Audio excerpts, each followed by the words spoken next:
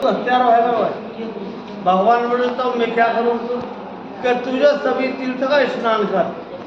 सामने कुआ है, भगवान ने बंसी से प्रकट किया, सब विराजमान हुए, सभी तीर्थों ने अपना रूप करके भगवान को स्नान कराया। तो इस कुएं में सभी तीर्थ का जल है। जब भी सोमवती अमावस्या होती है इस कुएं का पानी सफेद हो जाता है। जिन औरतों के बच्चे नहीं होते हो, गर्भ खंडित जाते हो, संतान नहीं होती हो, वे आकर के स्नान करे, मंदिर मनोकामना बोले तो संतान की प्राप्ति होती है। दूसरी लीला है राधा कृष्ण के विवाह की।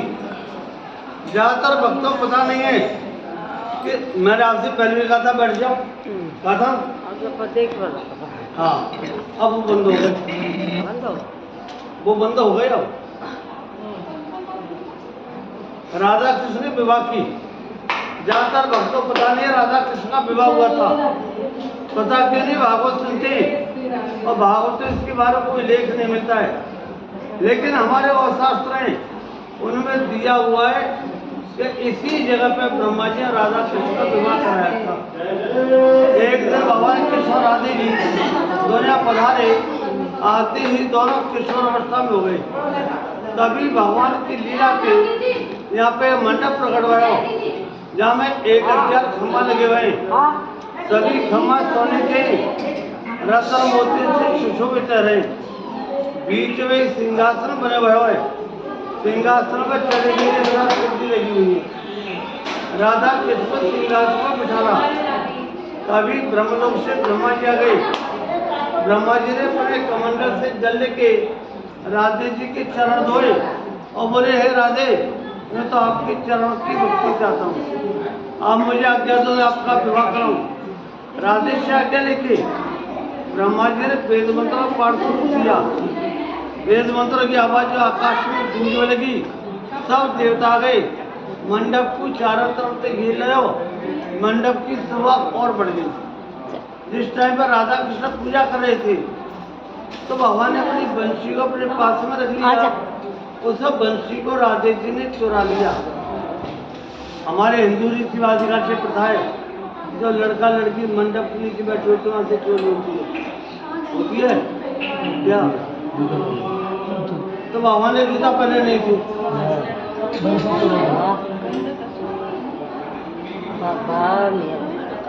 और राधे जी की कोई बहन नहीं थी।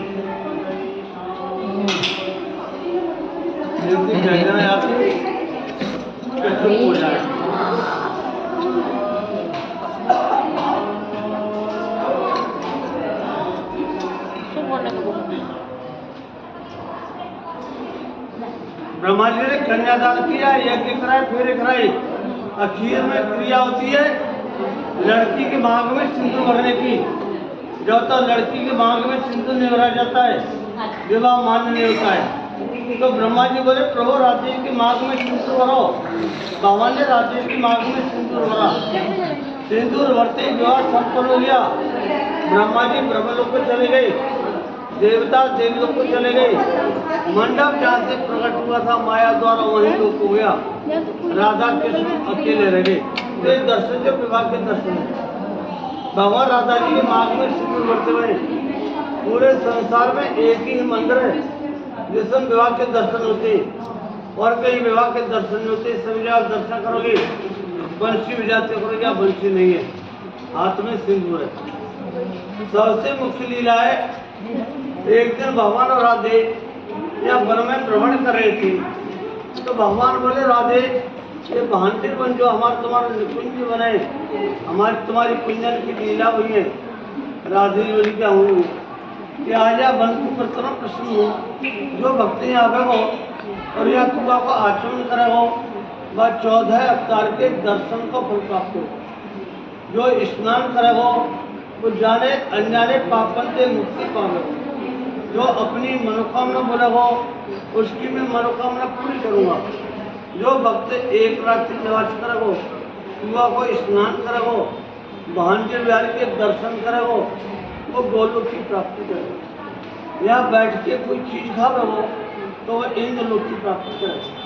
वो जो गोदान करेगा उसकी 73 पीढ़ी का उद्धार होगा। इतना सुन के राधे जी बोली प्रभु आपने बहुत ही बड़ी बात कर दी। इतना होने पर जहाँ भक्तों की इतनी भीड़ हो जाएगी 2400 घंटा रहेंगे, हमारे तुम्हारे मिलने में बाधा पड़ जाएगी। भगवान बोले राधे गोपिनियम, यह मेरा गुप्त वृंदावन है, यहाँ की लीला गुप्त है, या वन को प्रकाश में नहीं लाऊंगा। जब भक्त कई बार पूरे भूल जाएगा तो उसके ऊपर कृपा करूंगा कि तू भांडवल में आ। हर भक्त को भांडवल में नहीं आना। तो जिसके ऊपर विशेष कृपा होती है वही भक्ति आता है, हर एक नहीं आता है। ये विवाह का मंत्र है, क्या राधा रानी के कन्यादान का दान होता है। कन्यादान और राधा रानी श्रृंगार और साड़ी ये भेंट की जाते हैं, भक्तों को पता नहीं लेके आते।